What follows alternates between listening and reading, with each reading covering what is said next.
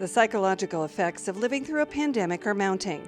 On Health Matters, we'll help you understand and deal with what you're feeling and where to find help when you can no longer cope. Plus, how a unique partnership with police and mental health professionals is already making a difference. The officers respond, the clinicians are right there with them. They build rapport with that individual, and then we're able to offer the services that they may need. Mental health in stressful times, right now on Health Matters. Health Matters is made possible with the support of WSU Health Sciences Spokane, WSU College of Medicine, and by Providence Healthcare.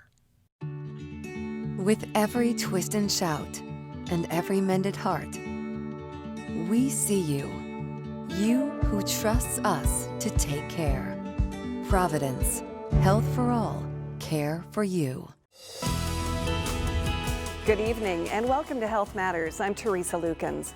Numbers released by the CDC in August showed that nearly 41% of people surveyed are struggling with mental health issues related to the pandemic.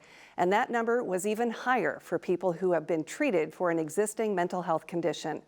And as we move into the winter months, those numbers will likely go up. Joining me for our discussion tonight on how to recognize when you need help and how to find it is Tamara Sheehan. Tamara is with Providence Health. She works as the Regional Behavioral Health Director for Eastern Washington. Providence is one of our community's largest organizations who cares for those who suffer from mental health issues with inpatient and outpatient services for all ages. Larry Shonda is Executive Director at NAMI. NAMI Spokane is a nonprofit affiliate of the National Alliance on Mental Illness, whose mission it is to empower people affected by mental health, both those experiencing the symptoms and their families, through free support, education, advocacy, and outreach. And Scott Bomer is also here. Scott volunteers at NAMI Spokane in the office and as a support group facilitator and educational program instructor. And I want to thank all of you for being here, an important discussion given the times we're living in and certainly with the news of Washington State going into another modified lockdown. Larry, I think it was you that said to me when we were putting the show together, they are us. And it's a phrase really that has stuck with me ever since our discussion. Can you talk about what you were saying when you said that to me? Well, we were talking about the prevalence of mental health conditions in society, and we were talking about how much it's increased, especially in the light of COVID-19 landing in our laps. People who've never experienced mental health conditions before are experiencing them now, and people who had them previously may be experiencing them with a higher intensity than they had before. But it's just an opportunity, I think, for all of us to know that we're all in this together and we're all facing some mental health concerns that we may be uncomfortable with or unfamiliar with. And what are your biggest concerns right now? I think the concerns are people's isolation, their loneliness, their inability to connect with others in ways using the skills that they had used all along, being prevented from doing those things because of the of COVID-19, but also not being able to engage with others as far as volunteering and having purposeful activity or continuing jobs that may have been lost because of the pandemic, not being able to go out in society and just socialize in ways that they were familiar with. And those are normal, everyday experiences that we all use, and we're all feeling lost because we can't do them. And Tamara, what are your concerns right now, especially again, heading into the winter months? Now we're facing flu season along with COVID, the rising numbers. We're being inundated with this information and it seems very dire. What are your concerns? My concerns are the same as they were actually before COVID. They're just exponential now. It is the lack of access for individuals who need treatment. As you spoke at the beginning, Teresa, people who didn't need mental health services before are needing them now. And now the services that we provide in a lot of, throughout all our community are virtual services. And behavioral health lends itself very well to behavioral health and telehealth. But there are times when people need more. They need that connection. They need to actually sit down and talk to someone in person. They need to be looked at as a whole person and not just that three-dimensional TV screen piece. I think the access is the lack of access is scary. We are seeing in our Providence emergency rooms. I know we are seeing numbers that we haven't seen since I've been working in 7 years in our emergency room. And So Scott, that's scary, knowing that we now are in a stressful time and we are in more unprecedented time that we've ever been, and that we know that the state and federal cautions are this is just going to get worse as we move on. So. And Scott, you're not a mental health professional, but certainly you work directly as a volunteer with groups. You've been doing those virtually. What are people saying to you in a nutshell about what they're worried about, what they're concerned about, and the struggles they're having?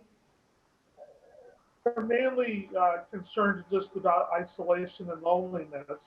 And actually, with the way we're doing groups now, that's alleviating that a little bit because people can log in from wherever into a group. We have people from the west side of Washington call into our groups. We've had someone from Florida call in. And as people are learning that, they're going out and getting the services they need. One man I know calls into a group every day. He's found them all over the nation, and he has a schedule. But it is hard because people in the community don't necessarily know about the groups, and so it's reaching out and getting the information out to the general community, such as this program. Mm-hmm. Scott, how did you become a volunteer at NAMI? I dealt with mental health issues after my father died and got a late in life diagnosis of bipolar. And so a cousin who was familiar with NAMI told me about it, and I reached out and started going to groups. And after I've gone for a while, I've realized I can give back now, so I'm volunteering a lot. Well, very good. And I'm sure that the people that you work with appreciate the fact that you have walked in those shoes and can talk them through on so many levels. So let's talk about the services, and first of all, how to recognize if you're having a problem, because some of this is very new to people, whether they're feeling angry or anxious or lashing out in some way. This isn't how they recognize themselves, and it's certainly, I guess, not the typical label you would put on a mental illness. So Tamara, how do you even begin to recognize that to be able to reach out and find help? Yeah, I think you said it right there, Teresa. Recognizing is you're not acting the same way you normally act. You're making impulsive decisions. You do have a short sleep. You stop caring about the things you cared about before. This was a little difficult, but lack an interest of what you used to like, because right now we're pretty limited on what we can be interested in, especially in the winter months. So I think that those are some of the things that look at. I think when you get more significant, it's when your relationship is suffering because of it. Are you unable to be engaged in your relationship and it's not going well? If you're able to work, is it interrupting and making your work more difficult? You just got. Are you unable? Are you not able to keep a structure in place to keep yourself healthy? So some of those things are signs, and they're a little bit different now because, again, as both Lori and Scott have talked about, there's a lot of isolation right now. And so things that we've never experienced before, probably self-reflection you've never had to do before is like, why am I acting like this?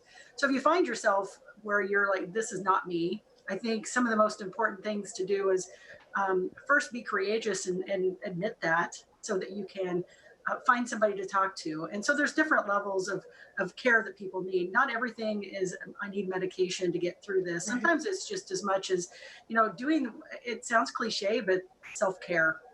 Number one is making sure you're getting structured sleep, you're getting enough sleep, making sure that you're doing some sort of movement. do some sort of meditation or relaxation techniques. And the last one is so important, connection. And we've talked a little about that. NAMI is a great support for that.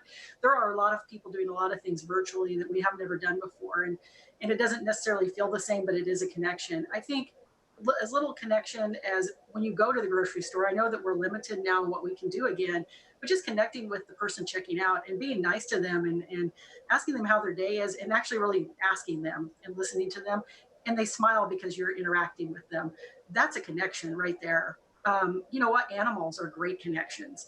So, at the beginning of the pandemic, people were running out. You couldn't find a dog or a cat in a shelter anywhere because everybody was out buying animals or obtaining animals. But if you have that ability, just petting an animal and connecting with them, I think those are some of the easy things you can do to move through it. Because again, not everything is I need a therapist and medication.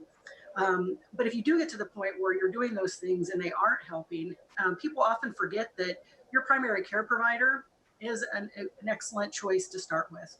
They are our de facto mental health providers in our community initially. We have a lack of other mental health providers who can provide medication. So that's the first place to start. Also, I think often people forget is you will have often your work will have some sort of caregiver assistance program or a connection where you can talk with somebody. You have some sessions where you can connect with a therapist. At Providence, we have a behavioral concierge, and you can connect via telehealth right away. It's within hours of asking for the need. Obviously, we're a large organization, so that's there, but more and more of that is happening. I spoke earlier that behavioral health lends itself very well to telehealth, and it has opened up access in just different ways. So it's just a matter of reaching out and finding that. Seeking support. NAMI is a great opportunity. They're there. They have support groups. They have learning groups. But you also seek support from your friends and families. Again, talking about how you're feeling, because a lot of people are feeling the same way right now. I know that I have went through my own situations where I have felt some of these things that we're talking about and had to work through those. And it really helps to talk about it. And this is how I'm feeling. And validation is a strong tool at times like these. So. And the last two things I want to say is I think Frontier Behavioral Health has their crisis line. I think that's really important. If you get to a point where you feel like you don't know where to go or what to do, you don't have to be actively suicidal, but I need somebody to help me. The crisis line for Frontier Behavioral Health is a great choice because they can provide you with those resources. Yeah, and in fact, we're going to provide all that information on our website as well to make sure people have access. Laurie, when I pick up the phone to call NAMI, what can I expect? Are they going to walk me through a process? Can it just be someone to listen to on the other end of the phone? All of the above. When you call our helpline, chances are you may get our voicemail, but somebody's going to get back to you. However, since this pandemic started, we've had more volunteers than ever before, and we actually have it manned 5 days a week, Monday through Friday in the afternoons. It's an opportunity. If you just want to talk with somebody, that's available. If you want resources, you're going to be talking to somebody who's been there and been through it, and they have firsthand experience, and they're going to help you out, giving you a menu of options of what you could pursue in the community. And then the other thing is, one of our volunteers very wisely said that with COVID, they've had to restructure their structure. Structure being one of the biggest coping techniques that you can use to deal with mental health concerns, getting some predictability and kind of incorporating that structure into your life. This has just rattled people's structure. So restructuring that, volunteering is one perfect way to do that. And we're doing really well at finding people and finding something that feeds their soul and gives them some structure to their day so they find purpose and connection. And Scott, do you find that for yourself, that by having the connection with the people that you work with in groups and the veterans that you work with helps you as well? Yes, when I facilitate our support group, I usually get as much out of it as people that are attending. And we're a peer in the group, so you can expect that, even though we don't necessarily share the intensity of our story because we want it to be about the people joining the group. The VA has been really good for me the counselors at the VA, the mental health professionals, the VA's really stepped up their programs the last few years, and they really watch you closely, which is good. And do you also work with some veterans in your group as well? I bet they appreciate that connection. Yes, we do. We did maybe out of a 6 to 8 person group, I'm a veteran, and then we'll usually get a veteran. And we always, in this day and age, you can't assume you know what a veteran is or not is, because volunteer force and women in the military have been around so long. We had an elderly woman that was 65, and she was a veteran. So it kind of surprised you, but you just learn to ask the question and not make assumptions. Tamara, let's touch on some of the programs that Providence has in place, because you do work directly with Larry and making those connections, and there's some very good ones. First of all, are you concerned at all that they're filling up or they're going to lose space at this point, the way things look? Yes, well, we have several outpatient programs here at Providence. We have what we call the BEST program. It's been around for 21 years. That's for 8 to 12-year-olds. And believe me, those kids at those ages are really benefiting from this program. And so we're still open, accepting children. Our main referral source was the school system, and with the school system not being in place, we're not getting as many referrals, and so we are not full up, but it's also better than having a 3-month wait list as well. But it is we can self-refer, so parents can refer for kids, so they can certainly just call up and find out, does their kid qualify for the program. We actually have an outpatient adolescent program called RISE for 13 to 17-year-olds. And we were talking a little bit earlier about when you start to be able to function in work. For kids, it's in school, it's with relationships. When their mental illnesses start to affect them with their anxiety and depression and suicidality, they can self-refer to the RISE program. And we've actually stayed fairly busy. We've had to have social distancing in place, so it has restricted the number of people that can be in the program at once. But we've been able to stay fully functional and safe and have a lot of measures in place. And then we also have the adult program that's very similar in the same things.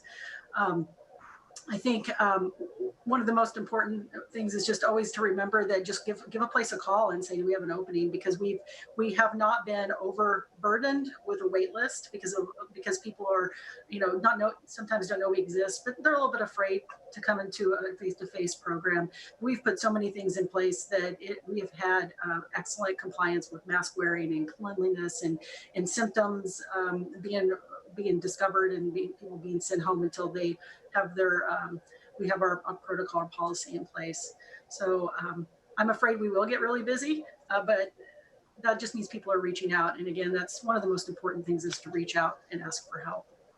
And in fact, Larry, is it okay to not be okay right now? Do people need to know that? Because sometimes when we're talking about these kind of issues, whether we're going into some very serious mental health issues, or again, just some of the stress that we're dealing with, it's hard for us to accept that. It is. It's okay to not be okay, and I'm finding that I think people who've been dealing with mental health conditions over time are a little better at not being okay than the people who are experiencing it for the first time and may feel that it's a weakness or a flaw. And I ask people to help them through that are people who've experienced it and can talk them through it. So yeah. And Scott, when you work with the groups, and you also in the other roles that you have at NAMI, there's a housing piece. I mean, it's services just beyond the mental health piece that may help put people at ease. Maybe they're dealing with losing their home, or just getting groceries into the home, and NAMI can help with that as well. We can help with the housing. We have a list of resources that help people get into housing, but it's probably one of the issues that we've recently been getting more calls about, because we've had landlords try to take advantage of the situation and get people out that aren't paying their rent. So we kind of walk them through that they don't have to pay their rent, to just put up a front and basically just ignore their landlord. Tamara, talk about a program actually for teenagers that hasn't been online too long called Work to Be Well. Yes, it's very exciting. Work to Be Well with us is a Providence St. Joseph Health Initiative. In Washington, I worked with that group, that system-wide group, the first 6 months of the year, and was representative for our Washington, Montana lead group.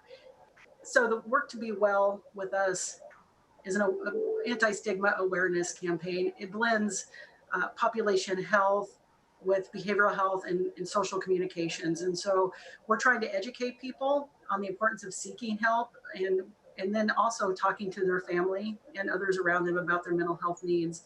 It's pretty exciting. It's been going on since September. It'll go on through January, and it's been tailored to each service area. So in Washington, Montana, so Spokane, we tailored what our needs were.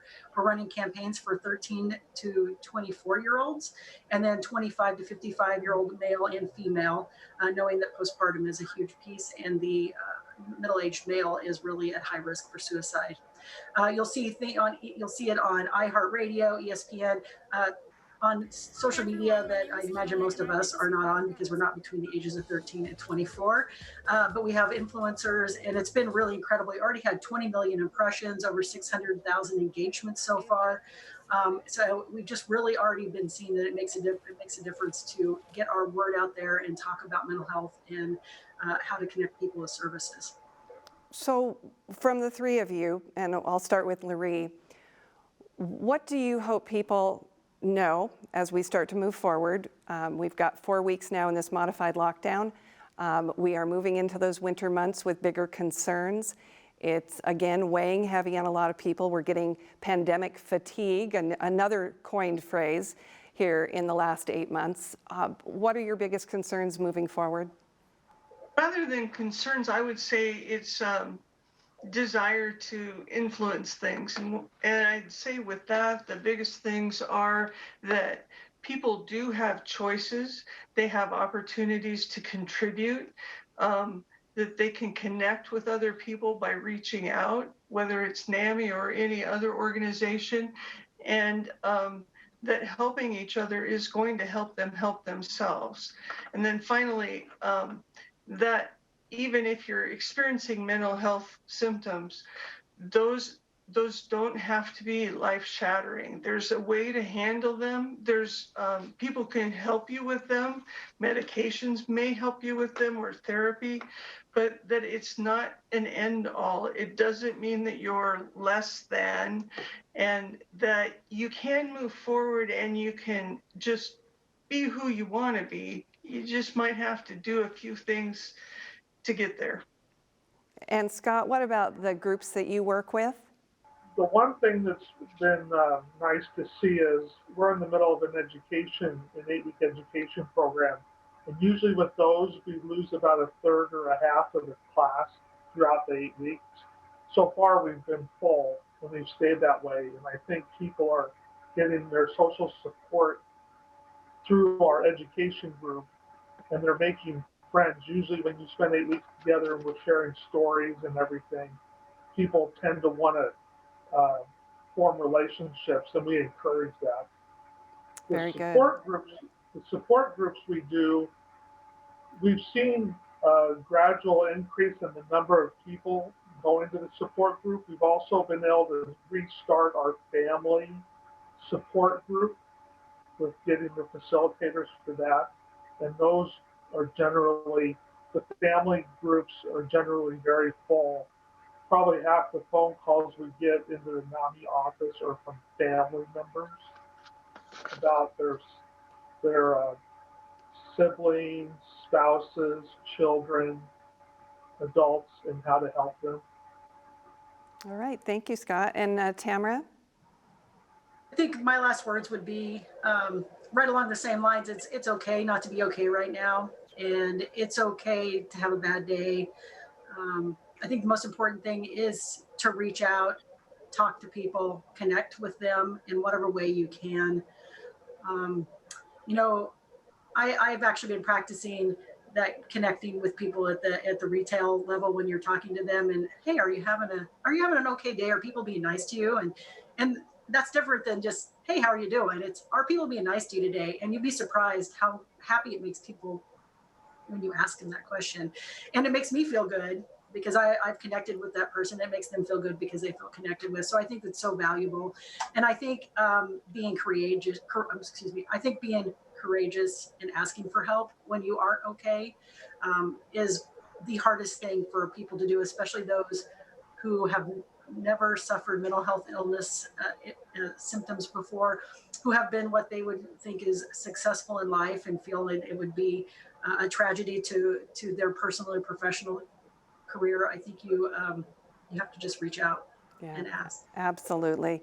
Well, we again are going to post those links on our website, so watch for those. There will be phone numbers and links as well to the programs we talked about.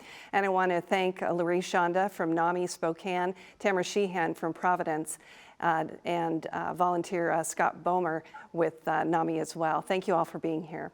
Turning our attention now to a Spokane County program that pairs officers and deputies with mental health professionals with the goal of helping people instead of hauling them off to jail.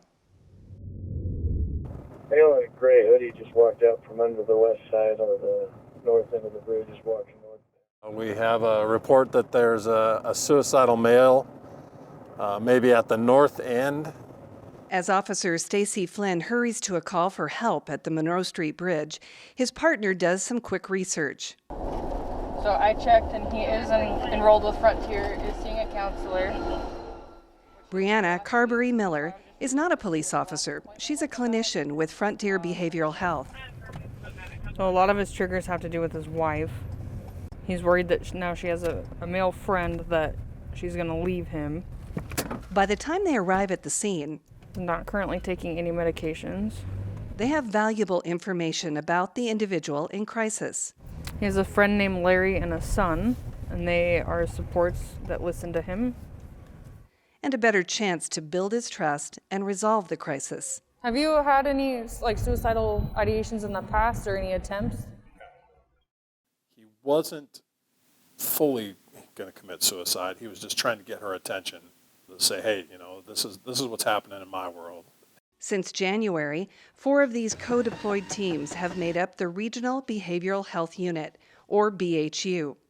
Each team has a mental health professional working alongside a police officer or sheriff's deputy. They are partners in the car. They work very well together. They problem solve together in the car to find a solution that actually results in a positive outcome. Hey, how's it going? They respond to calls involving people in crisis. Teamwork is key. I like to say that I'm just the arm candy. I'm just making sure that Bree's able to get in there safely. She's able to talk to them. We have the regional crisis line too. Thank you, yes. And the talking is critical in their mission, to de-escalate a situation without taking the subject to jail or the hospital, something the BHU has done almost 75% of the time. We can kind of read each other, read the situation when it's going on. We know which type of questions each one's going to ask, and so we're able to partner together to get them what they need. Grant Park with a subject here under the shelter, code 4. And that's part 2 of their mission. After establishing a rapport, they connect these people with programs and services that will help them in the long term as well as the short term. And there's so many different community partners that we partner with that having us go out, it makes it run more smoothly. They're able to get connected where they need to instead of having to jump through several hoops to get what they need. What else is going good? Are you eating? Yes, I am. Okay, we brought you some snacks and some juice. How about that coat? You need a heavier coat or you're good? This one's good. Part 3 is following up to make sure the individual is following through. Are they still meeting with you to find you a place to stay? Yes, Yeah? And that's going okay? it is. I'll meet you out at Scraps at 1:15. For Officer Flynn, it's a completely different kind of policing from his patrol days in downtown Spokane. I've only been to jail one time while working in the behavioral health unit, downtown precinct 4 or 5 times a day. We were able to spend more time with an individual and get them the resources and get them to the help that they need than, say, when you're on a patrol team and you're looking at a whole page of calls that need to be handled. And the COVID-19 pandemic has led to plenty of business for the BHU. Their first 6 months, the unit responded to hundreds of calls, but less than 1% of those resulted in arrest, and there was zero use of force. The average patrol officer spends about 12 to 15 minutes on a call. We're spending 30 to 45 minutes on a call within our unit, so we're really trying to take that extra time and give them the services that they need. Later, guys. See you later. Sergeant Jay Kernkamp is with the Regional Behavioral Unit, Spokane Police Department. He is supervisor for the co-deployed teams of officers and deputies paired with mental health clinicians. Jan Tokomoto is the Chief Operating Officer at Frontier Behavioral Health, where she has oversight of outpatient services for children, adolescents, adults, and elders, crisis services, and programs for True Blood class members, one of which is the co-responder team with the Spokane Police Department and the Spokane County Sheriff's Office. Oscar Haupt is a licensed clinical social worker. He has been the manager at Providence Adult Daycare for the past 10 years and the manager for the new PACE clinic for the past year. This last June, Providence Elder Place opened the Spokane PACE Clinic, which serves people who are 55 years or older, able to live safely in the community and meets the criteria for nursing facility level of care as defined by DSHS. And Dr. David Crump works at Spokane Public Schools. He is the Director of Mental Health Services and Threat Assessment. He is also the principal of MAP School for middle and high school students. And panel, thank you so much for being here. Sergeant Kernkamp, let's begin with you. We just saw a story about BHU. Let's talk more about the unit. It's fairly new to Spokane, but already making a big difference. Yes, we've had a huge impact on patrol countywide, saving patrol officers over 255 hours on an average month, and getting great results and offering better services, especially in light of all the COVID restrictions. Why was the unit put into place to begin with? How did this all transpire? There's a lot to that question, based upon, True Blood lawsuits, but also our region identifying a need and a lack of service that we are not offering for those experiencing crisis and those that are experiencing mental health concerns, and how we deal with them. The additional the crowding of the emergency rooms and jails for mental health needs, all that combined was something that really triggered us to create this unit. Mm-hmm. And those partnerships, they seem fairly natural now, but I bet it took some time to really create those partnerships. Are the officers and deputies always paired with the same clinician? Yes, they're partners in the car, and when we interviewed for those positions, those are things that we took into mind of how they would relate with one another. And if you think about it, a social worker and a law enforcement officer, usually growing up or in their career fields, have pretty different walks of life. So mixing oil and water in a patrol car for 10 to 12 hours a day sometimes can be a little bit of an art. But our pairs, our co-deployed teams, are partners in how they deal with the calls, and it's been a huge success. What kind of feedback are you getting from the officers and the deputies now that this has been in place for a few months? They are very enlightened. Each co-deployed team helps train each other as well as the other co-deployed teams. So there's no one way to skin a cat. A lot of times patrol officers are very frustrated with the recidivism of calls and dealing with people. And when you throw that clinician into the mix and they're able to immediately offer services, we're connecting them with a program that totally eliminates that call for service, and now we no longer deal with that person.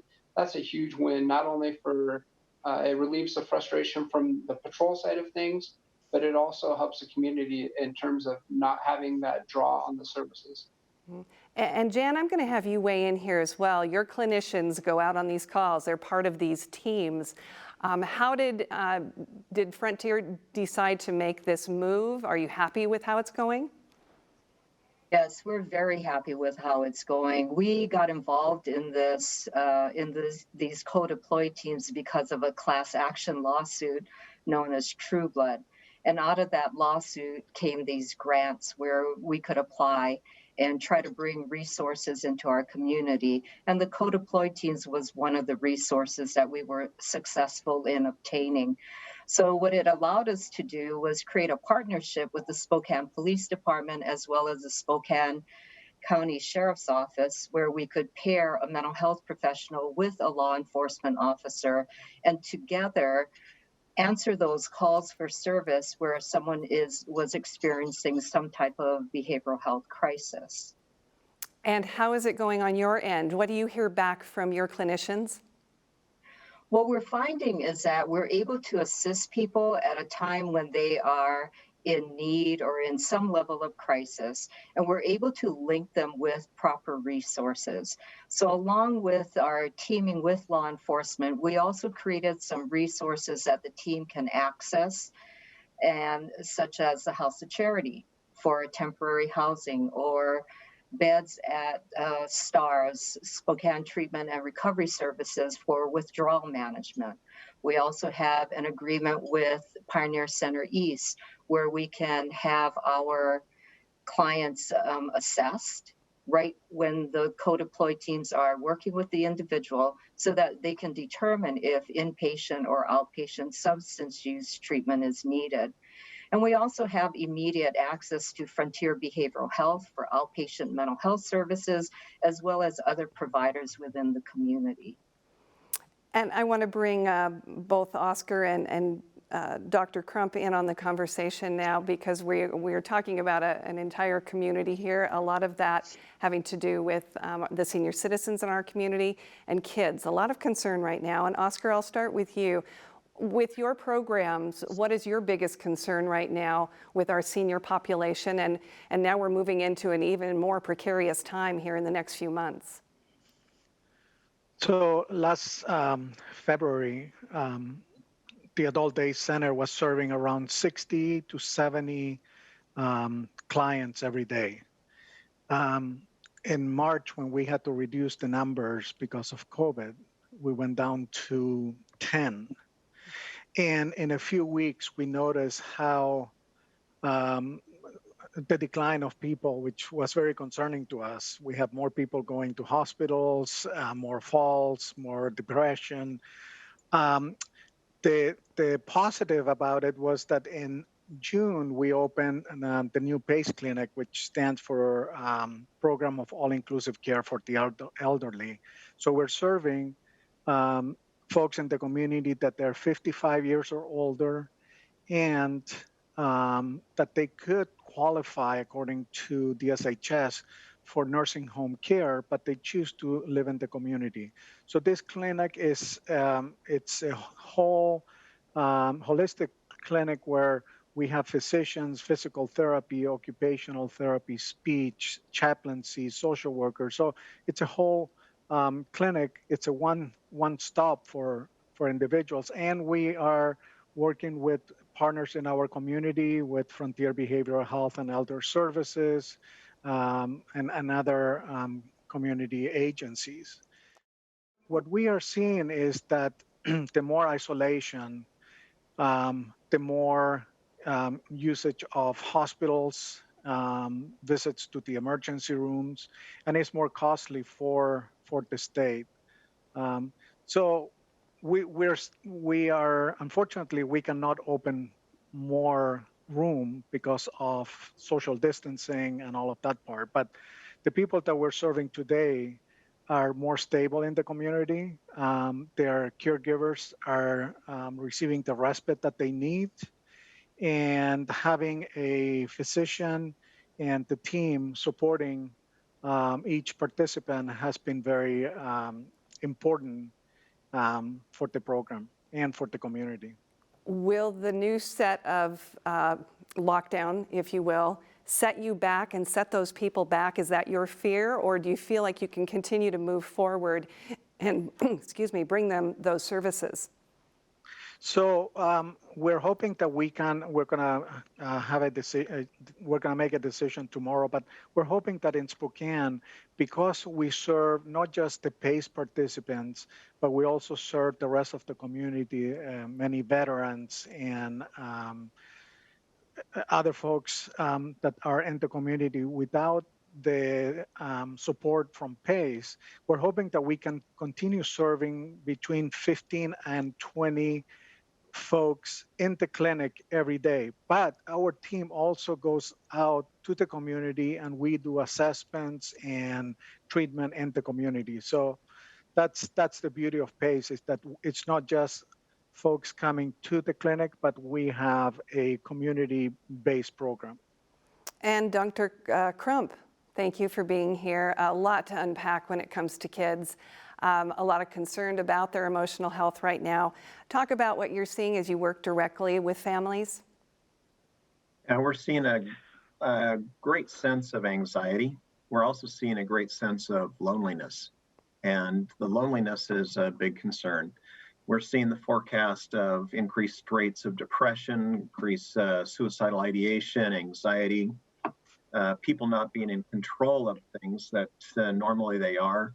Loss of opportunities. We're seeing grief and loss issues. We're seeing that coming across in being just like going out to dinner where we wanted to do it freely. Challenges of going to travel, doing family activities, going for the holidays. But the virtual learning was pretty exciting when it first came for the schools. It's like, okay, it's new, we can try that. We're finding that students are saying, wow, I want to get back to school. I want to have that social interaction where we go to work, they go to work as their school. That's where they interact socially. That's where they learn skills, not only academically, but in many different ways. So we're seeing that, and we're really trying to put forward not social distancing. We're trying to say, hey, wait a second, let's do physical distancing with all the PPEs and promote social connectedness, because the social connectedness is really what leads into resiliency. And I listen to Jan, Oscar, and Jan and their programs, for the different ages and as well as for kids. It's the relationships that really help give support and strength. And with the kids, that's one of the things that we're finding we're missing. They miss their teachers, they miss their friends, and trying to deal with that and saying, how can we help promote that? We have a lot of great staff that are doing outreach into trying to reach into the homes, but those are kind of some of the things we're dealing with right now. How will some of this manifest in kids? And obviously it's going to be different for different ages, but parents need to be looking for this, and they may be dealing with their own stress level and anxiety, but what can parents watch in their own kids based on their age level? The best predictor I would tell you is understand where the baseline of your specific child is and look for changes. And we all react differently. Some we just react different to different situations, and some kids will become very withdrawn, some will get really anxious, some will get very hyperactive in the fact of getting agitated easily. Some will withdraw from activities that they used to love or do and find isolation that way. So little children don't have the words to basically explain what's going on internally. As you get older, the high school students and the upper middle school students start reacting socially. And so you see this gradation of coming from younger to older. And it's very unique, but it's age related, so is what I would tell you. Mm-hmm. So important too, and I think in every age group, and maybe Oscar can also speak to this as well with our senior population, is that we have some sort of routine. And we spoke earlier in the show about that routine might not be what it looked like before, so establish a new routine, at least something that sort of gets you through each day knowing it's going to come next, at least what we can control. Is that true, Dr. Crump? That's what we find is because we want to be able to control, we want to know what to expect. And boy, COVID has really we don't know what's going to happen in the next 2 weeks. But if we can come up with, and one of the things that we've really found is if you can find a task that you can assign and then accomplish it, that gives a sense of control and be able to do that. That was one of the nice things with doing chores, doing schoolwork, that there was that sense of routine. And I think that's true across all ages, to have that sense of accomplishment. Oscar, would you say the same then for seniors as well, as to establish some sort of new routine for your parents or grandparents, or help them do the same? Yeah, what is interesting is that once when in March, when we had to reduce the number of folks coming to the center, we had to be creative and find ways of still connecting with them. So we had our staff making phone calls every week. We put together care packages and that they can do activities similar to the ones that they were doing when they were participating in the adult day program. We have Zoom meetings with them, like yoga and different things. So it really has challenged, I think, all of us, that we have to look at providing care totally different. But I think that there are some good things about it. Unfortunately, still we have a lot of people that are very isolated, and there is an effect that sometimes we don't recognize. But for example, we had people coming here 5 days a week. They were having a warm meal every day. Now that they're at home, they don't have that anymore. Things that we don't consider because they were so normal. And now we need to figure out how do we create a new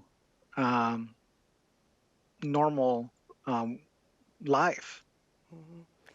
And Jan, Frontier has so many different programs and services, some that people might not even be aware of. Talk a little bit about what you have to offer, how you can help in so many of these situations. Well, we provide outpatient services to individuals of all ages.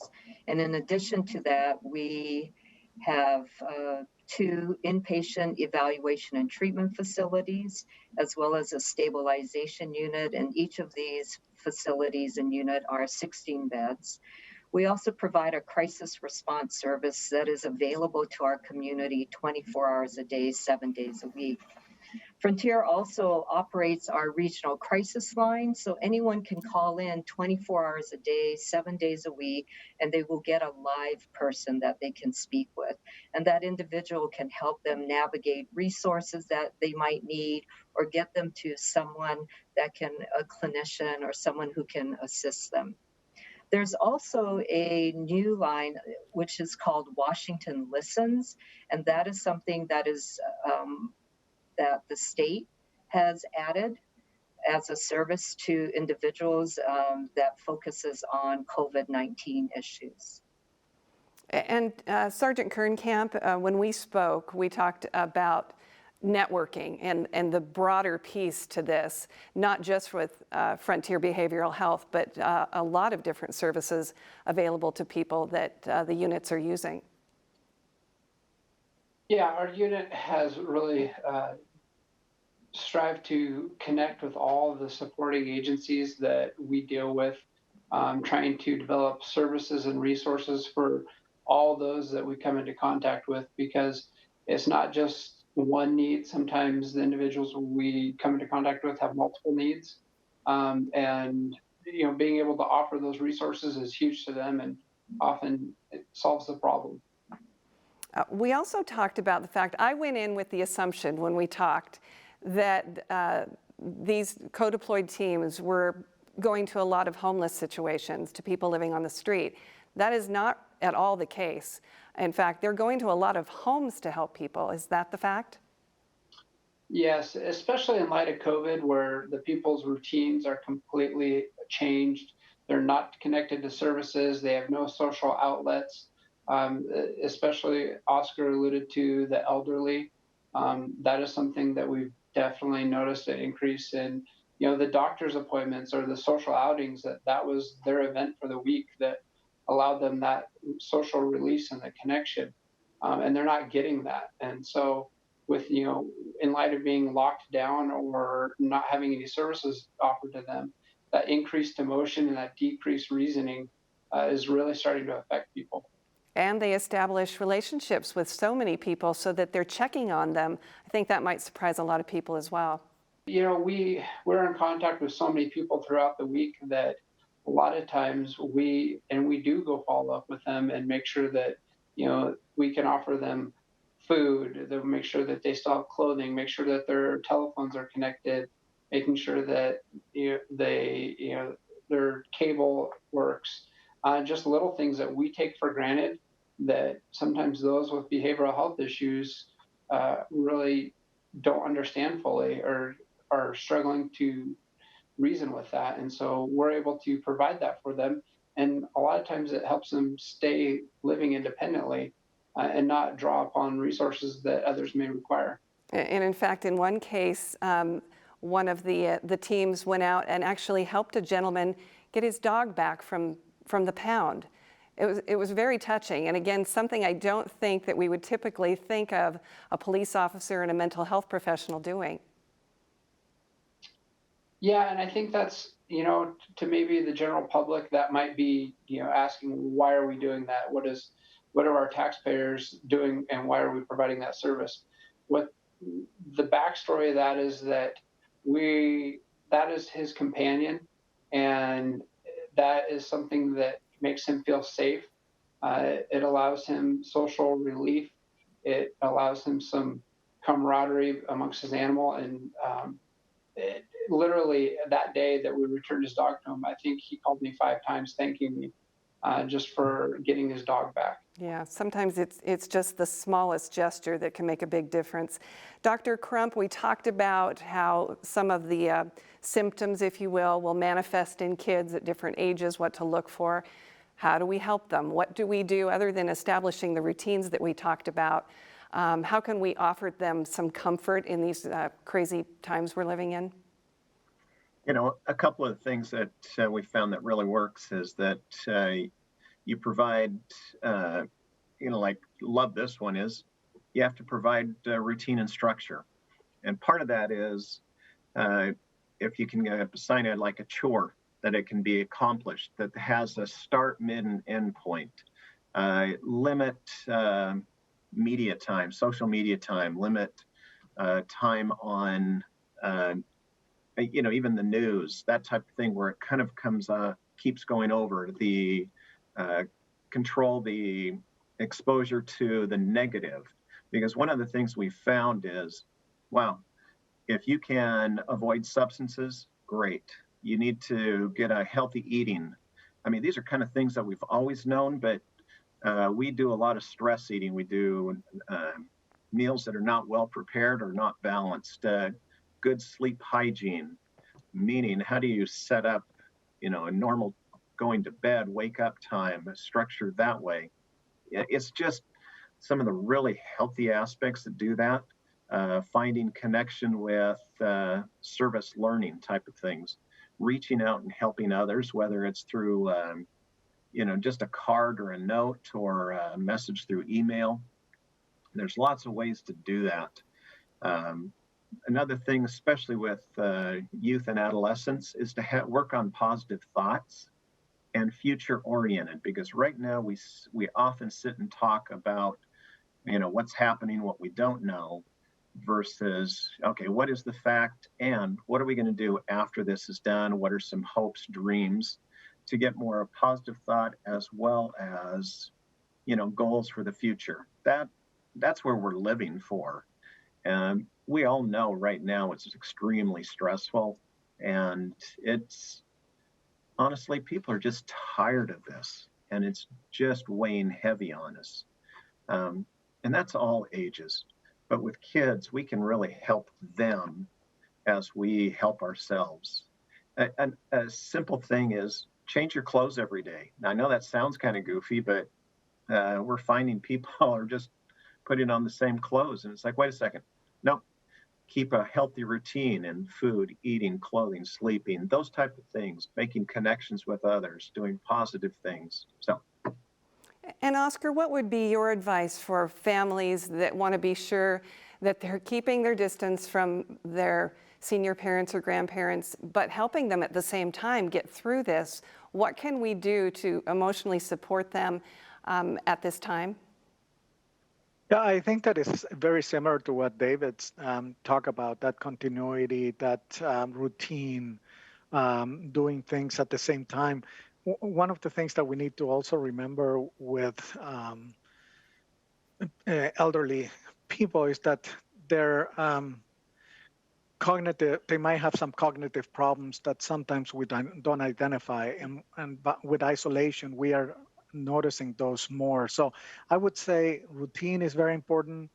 Like a phone call for the families to call the grandpa, grandma, or dad or mom at the same time, same days. So I think that that's the main thing that we recognize. And that was one of the ideas behind sending care packages, trying to send them the same time of the month, make them the phone calls at the same day. So they're kind of expecting some type of connection. Yeah, absolutely. And of course, the holidays just ahead are going to be an even bigger challenge. So encouraging everyone to take advantage of services like Frontier Behavioral Health. And if you've got kids in the school program, those services available. And of course, Providence with a number of services. And then major props going out to Sergeant Kernkamp's teams that are helping in the public as well. And I want to thank all of you for being here tonight. It's been a pleasure to chat with you. A lot of great information. If you'd like more information on mental health services, you will find some helpful links along with phone numbers on the Health Matters page at ksps.org. And that will do it for this edition of Health Matters. Until next time, I'm Teresa Lukens. Good night and be well. Health Matters is made possible with the support of WSU Health Sciences Spokane, WSU College of Medicine, and by Providence Healthcare. With every twist and shout and every mended heart, we see you. You who trusts us to take care. Providence. Health for all. Care for you.